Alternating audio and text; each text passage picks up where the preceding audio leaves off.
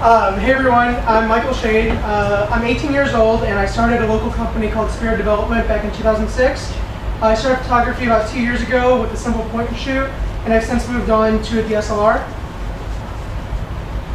One of the things that you want to look at when you're doing a photo is working about composition. Try and think of your scene as multiple layers of things, because as you move around and you change your perspective, you can get things to fall atop one another very easily. So like with this shot, I had the electric pole on the bottom right there. I lined that up purposely above the little dip in the mountains, and I had the power lines going over the peaks to try and create a certain balance.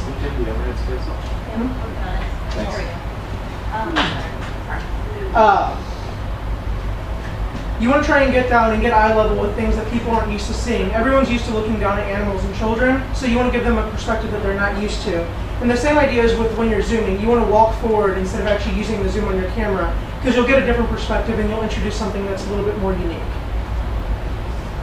Try and inquire about things wherever you are. I was at an art gallery in Santa Fe, and it didn't look like it was really friendly to photography, but after I asked the art director, she was really happy that I was actually respectful enough to not make assumptions about her rules.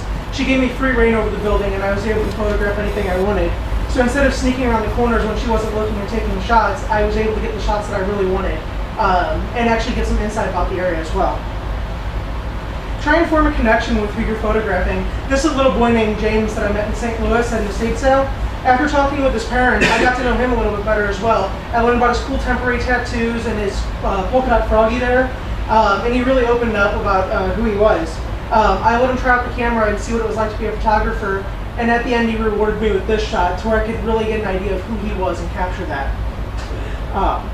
With that, you want to try and know your subject really well. In a photo shoot here that I did with my friend Laura, I saw this road closed sign, and I knew that it was definitely something that was her, because she's someone that if you tell her not to do something, she'll do it just to spite you.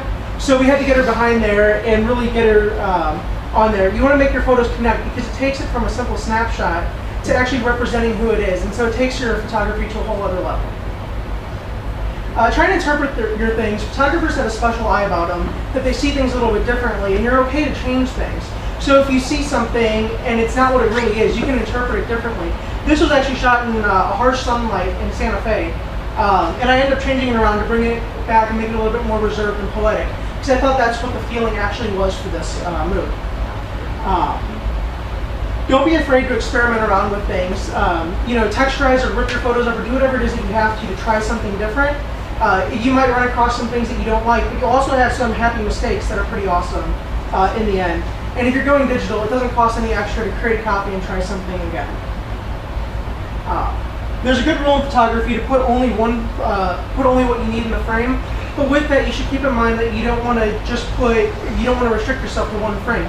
If you need multiple frames for something like a panorama, it's okay to take that up. It's perfectly acceptable. And you don't need any fancy equipment. This was shot with a $20 tripod, and you can do it handheld too. Photoshop works wonders on fixing photos up. One of the things that I've learned is to step back from the scene itself and actually look at the people that are looking out there. If you look at an ocean, people are always looking out at the ocean, but seldom do people look at the people that are doing the looking. So when I'm photographing, I've tried actually capturing the people that are doing the capturing, because again, it's playing on the perspective idea. You're giving people a different perspective on things that they don't usually see. And sometimes it just takes luck. This is my brother's little puppy, Bambino, and he's fast, energetic, and he's impossible to track down. And that's just like children or airplanes or any number of other things in life. You just have to hope that you get it right. And a couple shots I've happened to get lucky with him where he got in front of the frame and stood still long enough. A couple tricks that I've learned is to leave your camera on auto mode and get the frame first, and after you get the shot, then go manual and be a little bit more creative. And don't toggle your camera on and off. It'll go to sleep on its own. That'll save you some battery life, and it'll help diminish your chances of missing that perfect shot. And that way you can make sure that you get what it is that you're looking for. And in the end, just have some fun. If you miss a shot, it's okay. Just get out there and have some laughs, make some memories, and try and experiment with different things. I know there's a lot of my shots that I've thrown away. I took 15,000 shots over a road trip that I took, and I didn't use all 15,000 at all. But I tried a bunch of different things, and I learned a lot through it. And so that's the main message that I want to take away from this. And that's all.